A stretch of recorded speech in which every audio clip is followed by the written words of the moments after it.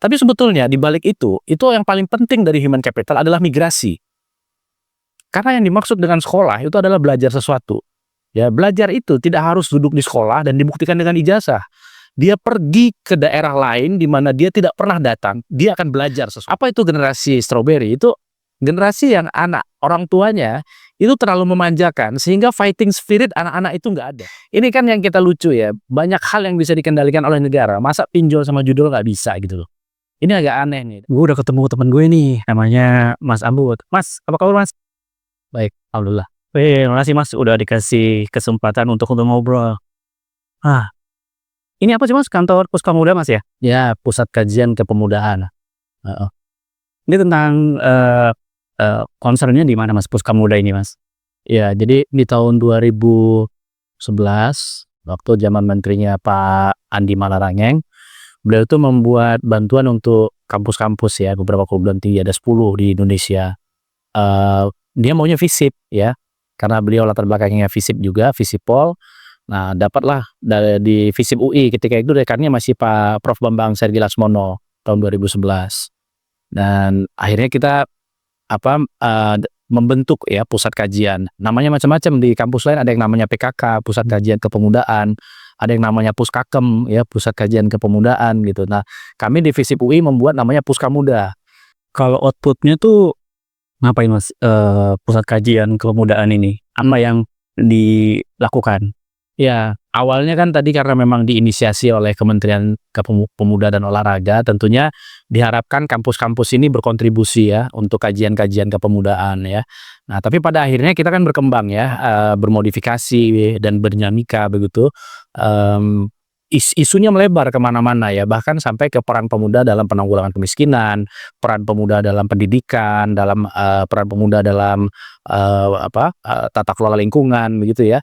Nah, jadi yang belakangan kami kerjakan saat ini misalnya adalah membantu UNICEF di Papua itu untuk mendorong program literasi untuk literasi dasar ya, dan numerasi dasar gitu.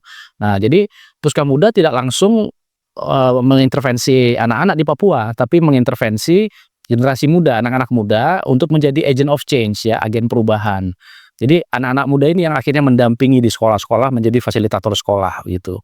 Ya, dan mungkin program ini juga sebelumnya ya, waktu masa Covid kami juga mengerjakan tuh namanya program Kampung Piawai. Jadi anak-anak muda itu jadi agen perubahan untuk mendorong agar orang mau melakukan vaksinasi. Terus kemudian bagaimana mengakses program-program anti kemiskinan yang disediakan oleh pemerintah gitu. Jadi intinya kita mendorong agar anak-anak muda ini lebih berperan aktif di berbagai tempat ya. Nah, kita bahas tadi seperti disebut sama Mas Abud tentang kemiskinan. Kalau di media sosial nih Mas, sering ngebahas tuh kalau misalnya di kemiskinan tuh katanya ada laki dunianya terlalu kejam bagi laki miskin, seperti gitulah. Terus tentang motivasi bahwa lu tuh bisa keluar dari kemiskinan. Nah, sebelum ngebahas itu, sebenarnya apa sih yang menyebabkan orang tuh menjadi miskin gitu? Mungkin bahasa bayinya tuh kenapa? Biar orang-orang tahu nih, ya nggak sesimpel yang mereka kasih saran. Ya, secara teori itu ada dua ya. Jadi faktor kultur sama faktor struktur ya. Jadi faktor penyebab kemiskinan itu karena kalau yang kultur itu ada asumsi bahwa orang miskin ya karena dia malas, karena dia memang nggak mau berusaha, karena dia memang secara keturunan miskin dan akhirnya tidak ada usaha, tidak mau punya daya gerak gitu ya. Nah, ini satu pandangan yang kesannya skeptis dan menuduh, tapi faktanya memang ada ya. Jadi kita mau bilang begini ya, mungkin fakta bahwa orang yang tidak pernah bermigrasi misalnya, orang yang tidak pernah keluar dari daerahnya gitu ya, itu sebetulnya secara mental dia miskin ya. Jadi dia bukan dimiskinkan, tapi dia memang miskin karena dia tidak mau berjuang atau tidak mau berusaha untuk meningkatkan kualitas hidupnya. Ya sudah, menerima apa adanya saja gitu. Itu satu faktor ya. Faktor yang lain ya faktor struktur ya. Artinya orang miskin karena dia dimiskinkan, atau ada orang lain ya yang berusaha membuat dia miskin. Ya, membuat miskin itu artinya bukan mengambil haknya secara langsung, tapi secara sistem dibuat miskin ya. Artinya apa? Ya elitis misalnya ya. Ya kita bisa lihat kemarin kenapa sampai ada demo besar ya di bulan lalu itu, ya karena akhirnya orang sadar ya, penghasilan anggota DPRD itu DPR RI ya, itu ternyata ratusan juta satu bulan gitu. Nah kan orang baru kaget tuh ya. Di Indonesia masih ada orang yang penghasilannya sebulan itu di bawah 1 juta. Sedangkan satu orang di DPR RI itu ratusan juta, di atas 100 juta begitu. Ya, jadi kesenjangan ini yang membuat akhirnya orang jadi miskin. Ya, jadi pertama faktor tadi karakter si individunya ya, secara budaya, tapi faktor lain itu adalah memang secara struktur, secara sistem orang jadi miskin karena ada pembandingnya, ada kesenjangannya, ya. Jadi orang tidak akan bisa tuh naik ke atas ya. Kenapa? Tidak akan mampu ya untuk bisa bersaing ya, buka usaha misalnya. Yang atas jelas modalnya lebih besar, yang bawah modalnya nggak ada. Bagaimana mereka mau keluar dari kemiskinan? Ya mereka kan tetap miskin gitu. Ya jadi dua dua faktor ini itu dua-duanya real dan ada gitu di Indonesia saat ini. Berarti kalau misalnya ini termasuk ngebahas tentang kebijakan pemerintah yang dalam tanda kutip bisa memiskinkan warga negaranya, Mas, ya? Betul, betul. Jadi gini ya, kalau kita refleksi ya, penanggulangan kemiskinan di Indonesia, ada kemarin di pemerintahan yang lalu ada yang namanya Tim Nasional Percepatan Penanggulangan Kemiskinan. Kalau sekarang namanya BP Taskin ya, Badan Pengelola atau Penyelenggara Pengentasan Kemiskinan lah begitu ya, yang ketuanya Budiman Sujatmiko. Saya yakin strateginya akan sama, 2 strateginya. Satu adalah pengurangan beban, ya. Kedua, itu adalah meningkatkan keberdayaan. Selalu begitu strateginya. Seperti orang sakit ya, yang dilakukan adalah pertama ngasih obat pada pengurang rasa sakit, ya. Itu yang mengurangi beban. Yang kedua, itu adalah meningkatkan keberdayaan, ya, memberikan modal pinjaman macam-macam. Selalu skemanya begitu. Cuma permasalahannya adalah ini masalah datanya. Ya, ini tidak nyambung nih di pengalaman saya ikut di dalam TNP 2K itu seolah-olah tidak nyambung data yang dari penerima bansos ya ke data penerima dana pemberdayaan. Ya, jadi ini kesannya orang yang berbeda begitu dan tidak ada kesinambungan. Seharusnya kan orangnya sama seharusnya. Jadi orang yang tadinya tidak bisa makan dikasih makan dulu, dikasih bansos. Setelah itu dia harus bisa berusaha gitu. Nah, tapi faktanya nggak seperti itu dan memang permasalahan kemiskinan itu masih bicara kebijakan yang sangat makro. Padahal realnya di lapangan itu dinamikanya cepat sekali. Ya, ada orang yang tadinya istilahnya itu transient poor ya. Transient poor itu adalah dia miskin tapi sedikit di bawah garis kemiskinan. Dia bisa cepat naik ke atas garis kemiskinan. Tapi juga bisa jatuh. Bisa jatuh dengan cepat. Tapi dia artinya dia ini sebetulnya kategori yang butuh tadi pemberdayaan. Kalau chronic poor yang sekarang diistilahkan sebagai kemiskinan ekstrim itu ya oleh pemerintah, itu mau dibantu bagaimanapun susah, sulit. Ya, di dalam keluarganya itu mungkin ada penyandang disabilitas, dia punya anak kecil ya, dia punya lansia begitu. Ya. Jadi sebesar apapun dikasih modal, tentunya dia tidak akan bisa ya karena dia dalam kondisi chronic poor tadi ya, bukan yang transient. Jadi saya kira ini juga perlu dielaborasi lagi tentang data gitu. Tadi menarik yang itu, Mas, yang tadi kan kemiskinan itu bisa secara kultur dan struktur. Nah, tadi sempat menarik tuh. Kalau kemiskinan itu tidak hanya berupa finansial tapi juga mental. Betul. Itu gimana tuh? Berarti kalau misalnya orang yang mainnya kurang jauh tuh juga termasuk miskin ya, miskin pengalaman. Iya. Itu gimana, Mas, yang terkaitnya mental itu, Mas? Iya, ini ada sebetulnya konsepnya itu namanya human capital ya. Jadi kalau kita bicara tentang miskin itu tidak semuanya financial capital. Ya, ada buku di Amerika yang judulnya asset building ya. Itu saya lupa siapa penulisnya tuh ya. Lupa saya, tapi yang pasti ada pemikiran bahwa orang miskin itu harus diberikan akses pada aset, kepemilikan aset. Nah, jadi itu bicaranya financial capital kan, artinya orang harus punya tabungan, ya. Nah, itu pemikirannya ya. Tapi di Indonesia tidak sesederhana itu. Memang program-program bansos itu kan tanda kutip memaksa orang punya rekening ya sekarang ini kan, untuk dia terima bansos non tunai itu kan, terima transfer dan lain sebagainya. Tapi di Indonesia ada kondisi di mana orang kalau tidak punya jejaring, jadi selain financial capital, dia butuh yang namanya social capital.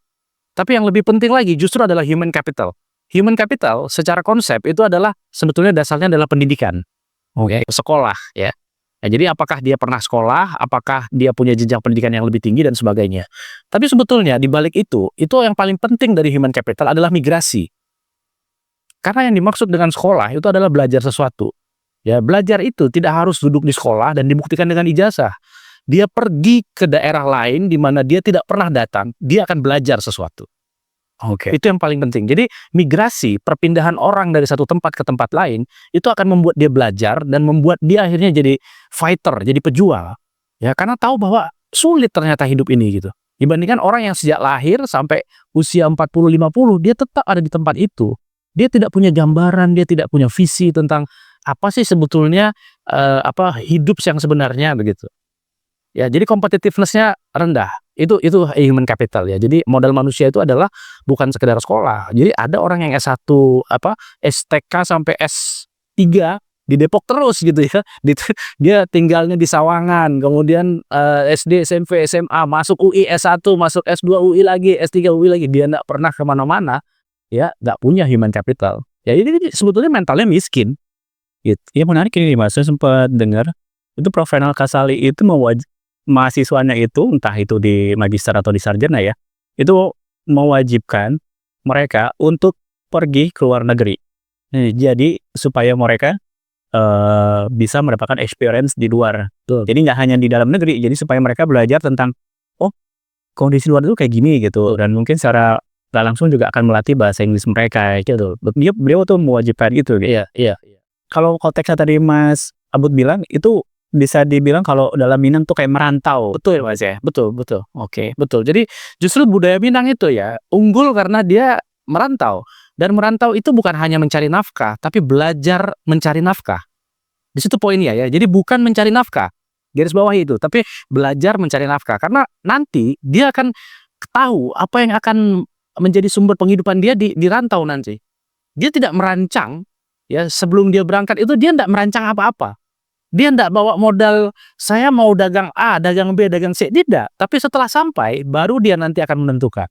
Itu budaya Minang. Tapi kalau misalnya dibilang, oke, ada si A, misalnya ada anak muda, dia kayak pengalaman, tapi secara finansial kurang. Tapi kan nanti balik lagi ke sistem masyarakat kita yang ngelihat finansial tuh lebih gitu. Itu gimana?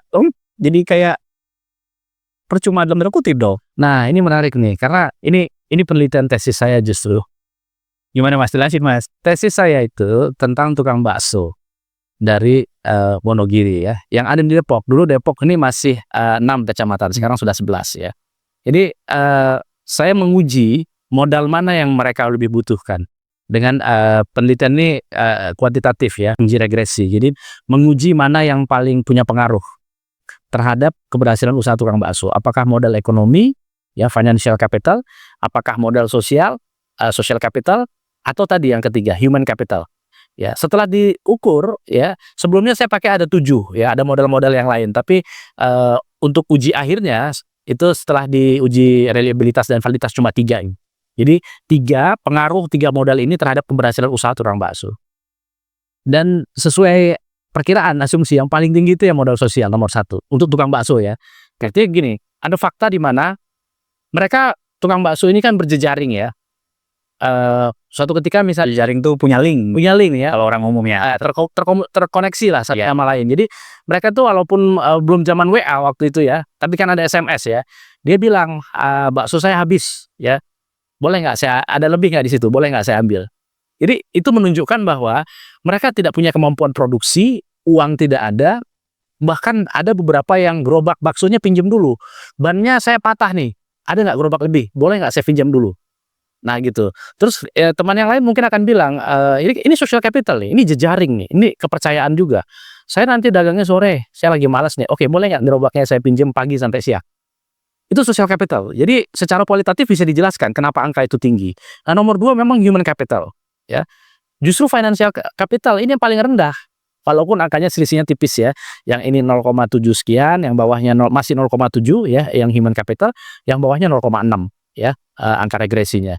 Jadi saya perkuat dengan alasan-alasan kualitatifnya ya. Saya ikut observe juga, saya bandingkan kondisinya begitu, dan memang terlihat ya akhirnya. Jadi uang modal itu nggak ada. Banyak pedagang-pedagang bakso baru yang datang dari Wonogiri, modalnya apa? Modalnya cuma badan saja. Datang bawa badan, dia ikut dulu sama tukang bakso yang lain sampai akhirnya dia ngumpulkan uang sedikit demi sedikit ya. baru dia bisa punya gerobak bakso sendiri. Apa berarti nomor satu? Tetap human capital, tetap financial capital. Tapi human capitalnya apa? Human capitalnya adalah dia merantau ke Depok ini, dia tahu kerasnya kehidupan di sini. Sempat waktu itu saya tanya ya, rumahnya kok kurang baik, kurang sehat ya dan sebagainya. Terus dia dengan ketawa-ketawa bilang, "Ya di sini saya kan kerja, Pak. Rumah saya alhamdulillah di kampung sana bagus." Ya. Jadi itu fighter ya, ada fighting spirit di situ. Kita ngelihat dia miskin, kata siapa? Dia punya kendaraan roda 2, roda 4 kok di rumahnya di Wonogiri. Ya gitu. Jadi miskin itu bisa ditekan ya walaupun kita tidak punya modal uang, asal punya modal sosial dan punya modal manusia. Ini perspektif dari bawah ya. Ini perspektif yang tidak melibatkan pemerintah sama sekali. Jadi sebetulnya miskin bisa dihilangkan kalau mentalnya dibersihkan dulu dari kemiskinan. Oke. Termasuk buat anak-anak muda nih. Jadi pesan itu juga untuk anak-anak muda. Jadi kalau bisa tuh mentalnya harus dihilangkan dulu. Ya, bahwa lu tuh masih bisa untuk bangkit dan berusaha gitu kan. Ya. Yang terkait Wonogiri itu Mas, ada kemarin tuh viral ini Mas. Jadi tuh dia bapak-bapak bikin video, dia tuh entah ke tukang bakso atau orang apa, atau dia tinggal di sekitar tukang bakso itu, dia bilang gini, percuma lu ngalahin pedagang bakso dari Wonogiri. Kenapa? Modalnya untuk gilingan sekian juta. Ada itu viral, saya sempat baca, cuma belum saya tunjukin ke Mas Abud. Berarti patah dong itunya dia, argumen dia bahwa kenapa mereka orang-orang nggak bisa melawan dalam tanda kutip bisnis atau persaingan bisnis dagang bakso dari Wonogiri, itu karena faktor modal 100% itu terbantahkan dong. Terbantahkan sebetulnya. Jadi modal itu satu hal ya, tapi justru sekarang ini yang paling penting adalah inovasi kan. Jadi mau modal besar juga kalau inovasinya nggak ada dan tidak istilahnya tuh client oriented, customer oriented, ya nggak bisa ya. Wonogiri itu sudah terbukti karena dia jejaringnya kuat tadi. Ya, dia nggak mengejar pangsa pasar yang naik. Jadi sebetulnya gini ya, ini kalau mau fairnya bakso Wonogiri itu tidak akan bisa meledak booming bisa lebih besar lagi. Jadi mental mereka adalah mental di level itu gitu. Jadi mereka misalnya sekarang skornya 7 gitu ya. Mereka nggak akan mau ngejar 9, sudah 7 cukup. Tapi dimaksimalin, tapi maksimal di situ. Ya, beda dengan orang-orang yang wah mau modal besar. Ya, niat dia apa? Niat dia sampai angka 9 gitu. Ekspansi dan lain-lain. Jadi Wonogiri nggak begitu modelnya. Modelnya tuh tadi guyup ya. Oke. Ya, mereka yang penting itu yang tadi kita namakan sebagai transient poor. Sebetulnya pedagang bakso itu dia tidak miskin tapi berada sedikit di atas garis kemiskinan. Ya. Gitu ya. Karena kenapa? Kondisi kehidupan dia selama di perantauan itu tidak dalam kondisi yang baik-baik saja.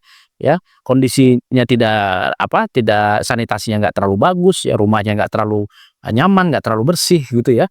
Nah, tapi di kampungnya memang katanya bagus. Kita kan nggak tahu ya benar apa enggak. Tapi ya oke lah kita percaya bahwa rumahnya bagus di sana. Tapi sewaktu-waktu mereka tidak lagi berdagang bakso, rumah di sana juga bisa jadi harus dijual. Ya, dan memang mereka tidak punya itu tadi, mentalnya tidak berusaha, yuk bikin pabrik besar, yuk bikin online-nya, Wonogiri nggak sampai ke situ cara berpikirnya. Nah, baik ke masalah anak muda Mas. Ini banyak kan anak muda ini kan masih galau gitu.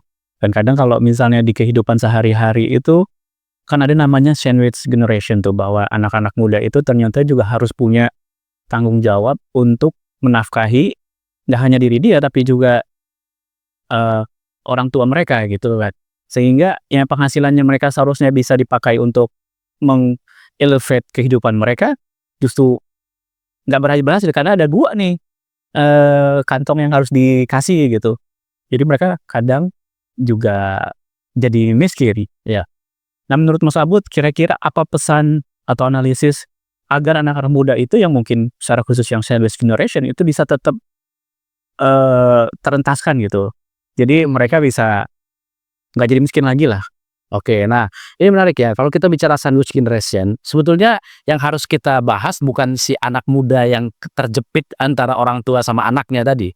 Tapi bicara orang tuanya ketika masih muda, kenapa tidak berpikir untuk investasi, berpikir untuk menabung ya. Sehingga akhirnya dia tidak membebani anaknya. Nah, ini yang jadi concern ya. Memang Puskamuda, Pusat Kajian Kepemudaan tuh concern pada hal itu ya. Kita kan ada 4 pilar utama ya. Satu pilar nggak usah kita bahas ya, karena itu bicara globalisasi dan nasionalisme, itu isu yang ideologis ya. Tapi yang pragmatisnya itu kita bicara tentang di satu sisi anak-anak muda ini kreativitasnya tentang kewirausahaan tinggi. Tapi di sisi lain karena memang eranya ini adalah era consumerism, mereka tuh sangat tinggi kemampuan penyerapan terhadap berbagai produk ya. Jadi dikeluarkan produk baru handphone, mereka akan nyerap dengan baik gitu ya. iPhone keluar lagi, ya, Samsung keluar lagi, semua merek keluar dan itu dengan cepat anak-anak muda duluan yang menyerap, bukan orang-orang tua ya. Nah, sebetulnya masalah mentalitas ini juga harus menjadi concern ya. Mereka tidak sadar, mereka sekarang tidak miskin. Tapi pada saat nanti itu sama kayak Wonogiri tadi, mentalitas mereka membuat mereka pada tahap tertentu, pada waktu tertentu, mereka akan jadi miskin. Kenapa? Kan tidak mampu menyiapkan diri mereka untuk punya sesuatu, paling tidak untuk menghidupi diri mereka sendiri. Jadi sandwich generation itu poinnya adalah di orang tua yang tidak menyiapkan dirinya untuk kepentingan kesejahteraan diri dia sendiri setelah nanti tidak muda lagi, setelah tidak produktif lagi. Nah gitu. Jadi di sandwich generation ini juga nggak bisa kita salahkan ya. Dia bisa merasa punya tanggung jawab ke orang tua karena orang tuanya yang memberikan dia arah, memberikan dia modal, menyekolahkan dan sebagainya. Nah, waktu dia udah punya anak lagi, nah ini kan jadi kendala. Tapi ada hal yang lain sebetulnya selain sandwich yang jadi permasalahan yang mungkin relevan dalam konteks kepemudaan. Itu yang namanya strawberry generation. Kalau sandwich generation sekarang ini Gen Z mungkin ada ya, Gen Z akhir ya.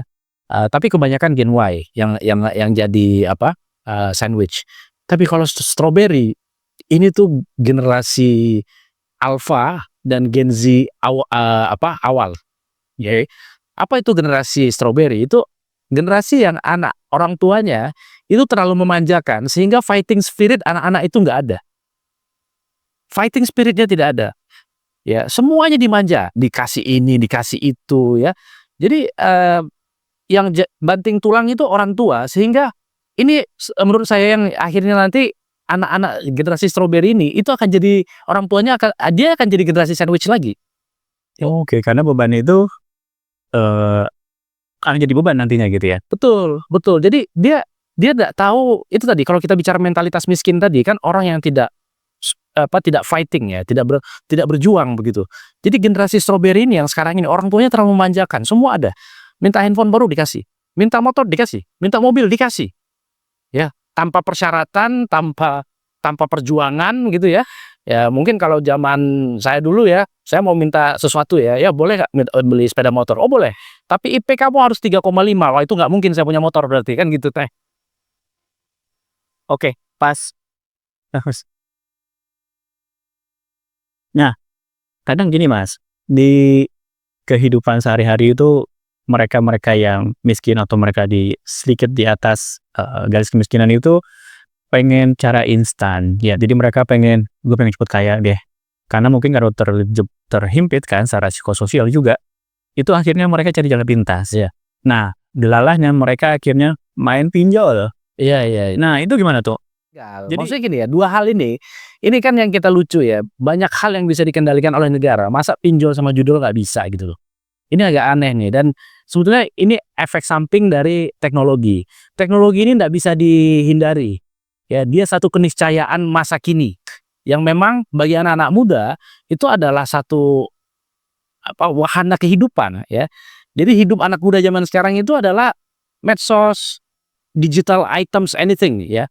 Kalau zaman dulu kan orang-orang anak muda di tahun 90-an kayak saya itu masih nongkrong.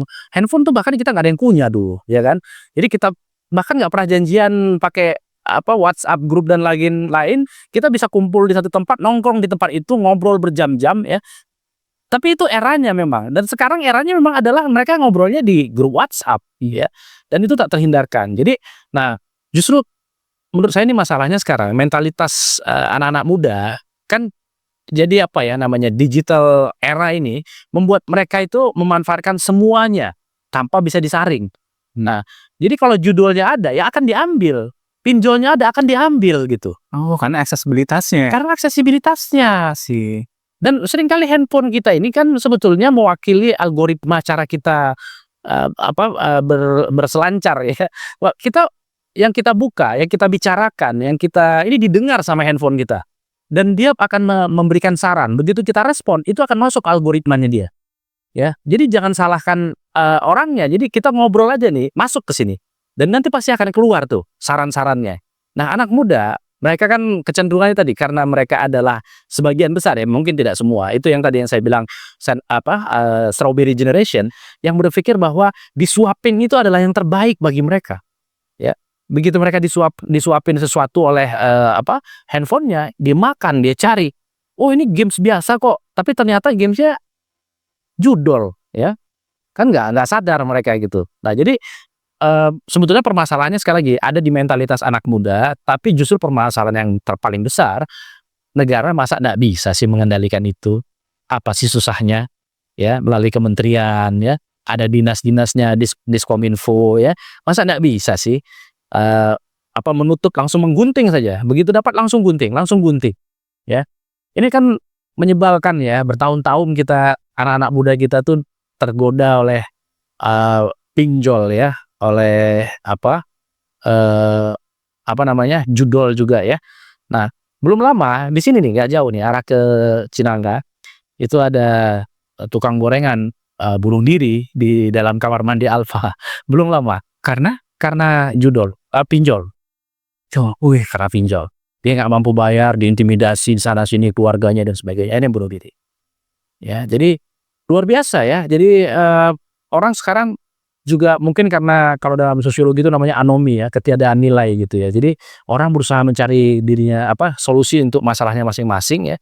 Tapi akhirnya nggak mampu mengatasi, ya sudah, tidak ada pilihan lain gitu. Dan tidak ada norma ya, tidak ada orang yang saling mengingatkan dan sebagainya.